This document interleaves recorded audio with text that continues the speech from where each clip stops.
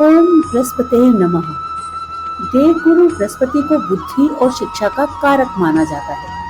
गुरुवार को बृहस्पति देव की पूजा करने से धन, विद्या, मान सम्मान, प्रतिष्ठा और कई अन्य मनोवांछित फल की प्राप्ति होती है। धार्मिक ग्रंथों के अनुसार गुरुवार को भगवान बृहस्पति की पूजा का विधान है। गुरुवार के दिन व्रत और कथा सुनने से घर परिवार में सुख समृद्धि बनी रहती है। कृपया चैनल को सब्सक्राइब करें और व्रत का पूरा फल पाने के लिए किए जाने वाले उपायों को जानने के लिए वीडियो को आखिर तक जरूर देखें। आइए अब पावन कथा का श्रवण करें। कथा इस प्रकार है। प्राचीन काल की बात है। किसी राज्य में एक बड़ा प्रतापी और दानी राजा राज करता था। वह हर गुरुवार को व्रत रखकर दीन दुखियों की मदद करके पुण्य प्राप्त करता था, परंतु ये बात उसकी रानी को अच्छी नहीं लगती थी। वह ना तो कोई व्रत करती थी और ना ही दान पुण्य में विश्वास करती थी। इतना ही नहीं, वह राजा को भी ये सब करने के लिए मना करती थी। एक समय की बात है, राजा शिकार खेलने के लिए वन गए। घर पर रानी और दासी थी। उसी समय गुरु बृहस्पति देव साधु का रूप धारण कर दरवाजे पर आए और भिक्षा मांगने लगे। साधु ने जब रानी से भिक्षा मांगी तो वह कहने लगी, हे साधु महाराज, मैं इस दान और पुण्य से तंग आ चुकी हूँ। आप कोई ऐसा उपाय बताएं जिससे ये सारा धन नष्ट हो जाए और मैं आराम से रह सकूं। इतना सुनकर बृहस्पति देव ने कहा, हे देवी, तुम तो बड़ी विचित्र हो। संतान और धन से कोई दुखी होता है? अगर अधिक धन है तो इसे शुभ कार्यों में लगाओ। कुंवारी कन्याओं का विवाह कराओ, विद्यालय और बाग बगीचे का निर्माण कराओ, जिससे तुम्हारे दोनों लोग सुधरे। परंतु साधु की इन बातों से रानी को खुशी बिल्कुल नहीं हुई। उसने कहा, मुझे ऐसे धन की आवश्यकता नहीं है जिससे मैं दान दूं और जिसे संभालने में मेरा सारा समय नष्ट हो जाए। तब साधु ने कहा, अगर तुम्हारी ऐसी ही इच्छा है तो मैं जैसा तुम्हें बताता हूँ तुम वैसे ही करना। गुरुवार के दिन तुम घर को गोबर से लीपना, अपने बालों को पीली मिट्टी से धोना, राजा से हजामत बनाने को कहो, भोजन में मांस मदिरा का प्रयोग करना, कपड़े धोबी के यहाँ धुलने के लिए दे देना। इस प्रकार 7 बृहस्पतिवार करने से तुम्हारा समस्त धन नष्ट हो जाएगा। इतना कहकर साधु के रूप में बृहस्पति देव अंतर ध्यान हो गए। साधु के अनुसार कही हुई बातों को पूरा करते हुए रानी को केवल 3 बृहस्पतिवार ही बीते थे और उसकी समस्त धन संपत्ति नष्ट हो गई। भोजन के लिए राजा का परिवार तरसने लगा। तब एक दिन राजा ने रानी से बोला कि हे रानी, तुम यहीं रहो, मैं दूसरे देश को जाता हूँ, क्योंकि यहाँ पर सभी लोग मुझे जानते हैं, इसलिए मैं कोई छोटा कार्य नहीं कर सकता। ऐसा कहकर राजा दूसरे देश चला गया। वहाँ वह जंगल से लकड़ी काट कर लाता और शहर में बेचता। इस तरह वह अपना जीवन व्यतीत करने लगा। इधर राजा के प्रदेश जाते ही रानी और दासी बहुत दुखी रहने लगे। एक दिन जब रानी और दासी को 7 दिन तक बिना भोजन के रहना पड़ा तो रानी ने अपनी दासी से कहा, हे दासी, पास ही के नगर में मेरी बहन रहती है। वह बड़ी धनवान है, तो उसके पास जा और कुछ ले आ ताकि थोड़ी बहुत गुजर बसर हो जाए। दासी रानी की बहन के पास गई। उस दिन गुरुवार था और उसकी बहन उस समय बृहस्पतिवार व्रत की कथा सुन रही थी। दासी ने रानी की बहन को अपने रानी का संदेश दिया, लेकिन रानी की बड़ी बहन ने कोई उत्तर नहीं दिया। जब दासी को रानी की बहन से कोई उत्तर नहीं मिला तो वह बहुत दुखी हुई और उसे क्रोध भी आया। दासी ने वापस आकर रानी को सारी बात बता दी। यह सुनकर रानी ने अपने भाग्य को कोसा। उधर रानी की बहन ने सोचा कि मेरी बहन की दासी आई थी, परंतु मैं उससे नहीं बोली, इससे वह बहुत दुखी हुई होगी। कथा सुनकर और पूजा समाप्त करके वह अपनी बहन के घर आई और कहने लगी, हे बहन, मैं बृहस्पतिवार का व्रत कर रही थी। तुम्हारी दासी मेरे घर आई थी, परंतु जब तक कथा होती है तब तक ना तो उठते हैं और ना ही बोलते हैं, इसलिए मैं नहीं बोली। बताओ दासी क्यों आई थी? रानी बोली, बहन, तुमसे क्या छिपाऊं, हमारे घर में खाने तक को अनाज नहीं है। ऐसा कहते कहते रानी की आंखें भर आईं। उसने दासी समेत पिछले 7 दिनों से भूखे रहने की बात अपनी बहन को बता दी। रानी की बहन बोली, देखो बहन, आज बृहस्पतिवार है और भगवान बृहस्पति देव सबकी मनोकामना पूर्ण करते हैं। देखो, शायद तुम्हारे घर में अनाज रखा हो। पहले तो रानी को विश्वास नहीं हुआ, पर बहन के आग्रह करने पर उसने अपनी दासी को अंदर भेजा और उसे सचमुच अनाज से भरा एक घड़ा मिल गया।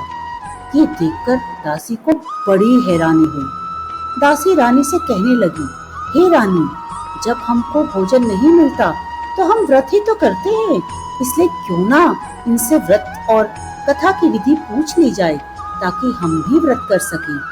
तब रानी ने अपनी बहन को बृहस्पतिवार के व्रत के बारे में पूछा। उसकी बहन ने बताया, बृहस्पतिवार के व्रत में चने की दाल और मुनक्का केले के जड़ में अर्पित करें तथा दीपक जलाएं।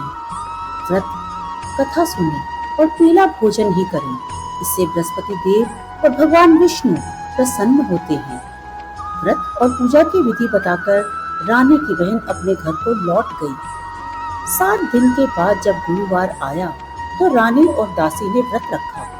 वह घुड़साल में जाकर चना और गुड़ लेकर आई, फिर उसे केले के जड़ तथा भगवान विष्णु की पूजा की। अब पीला भोजन की चिंता को लेकर दोनों बहुत दुखी हुई। चूंकि दोनों ने व्रत रखा था, इसलिए बृहस्पति देव उनसे प्रसन्न थे। वह एक साधारण व्यक्ति का रूप धारण कर 2 थालों में पीला भोजन दासी को दी गई। भोजन पाकर दासी प्रसन्न हुई और फिर रानी के साथ मिलकर भोजन ग्रहण किया। उसके बाद वे सभी गुरुवार को व्रत और पूजा करने लगी।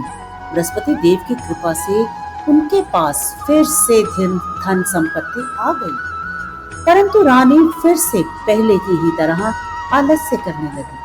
तब दासी बोली, देखो रानी, तुम पहले भी इसी प्रकार आलस्य करती थी, तुम्हें धन रखने में कष्ट होता था, इस कारण सभी धन नष्ट हो गया, और अब जब देव बृहस्पति की कृपा से धन मिला है तो तुम्हें फिर से आलस्य होने लगा है।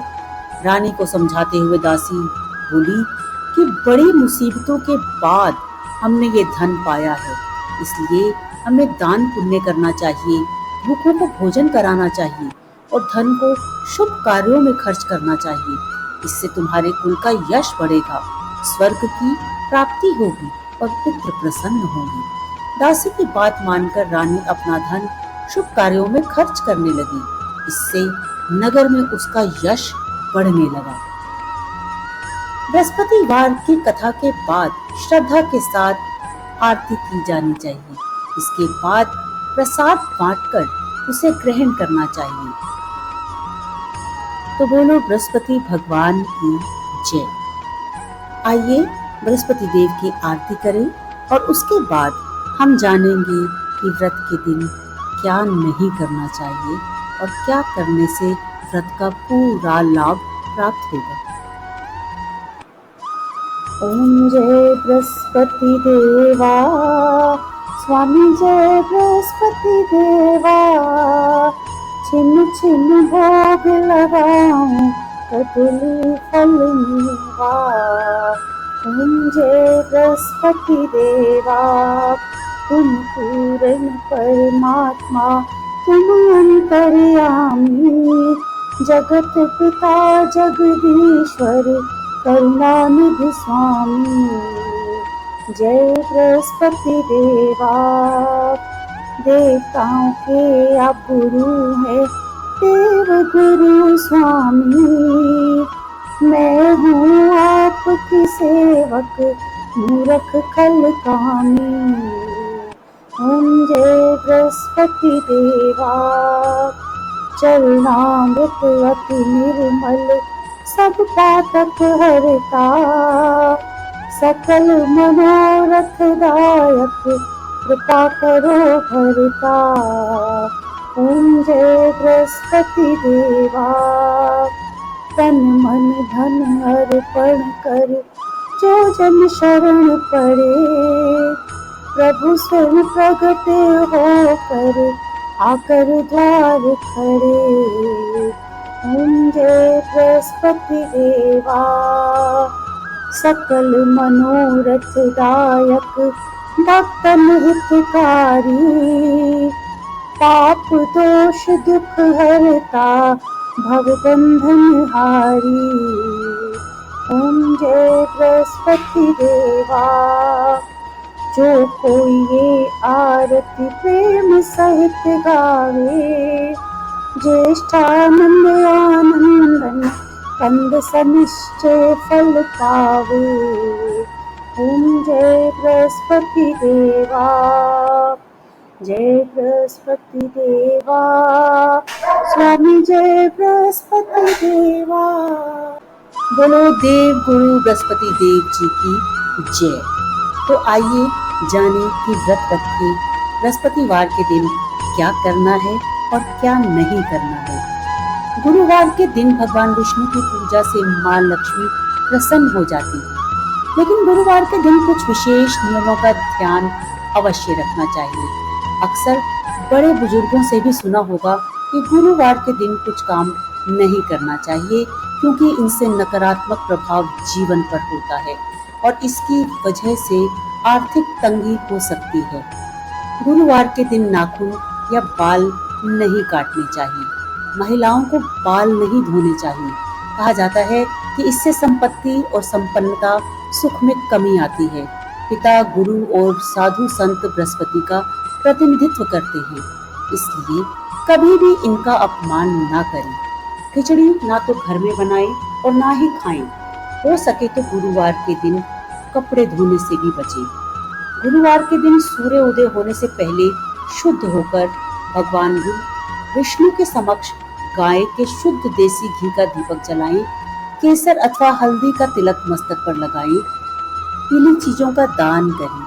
संभव हो तो व्रत रखें।